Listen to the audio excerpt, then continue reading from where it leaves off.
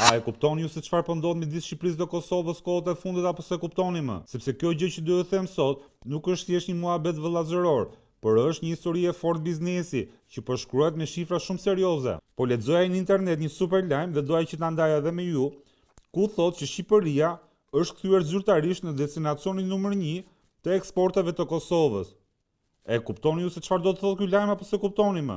Gjatë vitit 2025, Kosova ka eksportuar mallra me vlerë prej 859 milionë eurosh, një shifër as pak e vogël. Nga kjo shumë, plot 159 milionë euro mallra kanë përfunduar në Shqipëri. E kuptuat të lajmin apo se kuptuat më?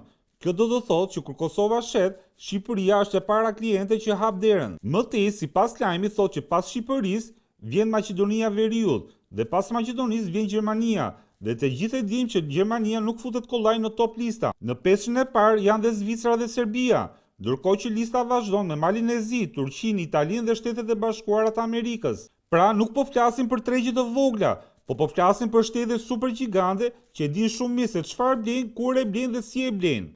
Përpara se ta mbyll këtë video, dua t'ju them që sot është e martë dhe ka Big Brother, dhe unë porosis gjithmonë pica për familjen time.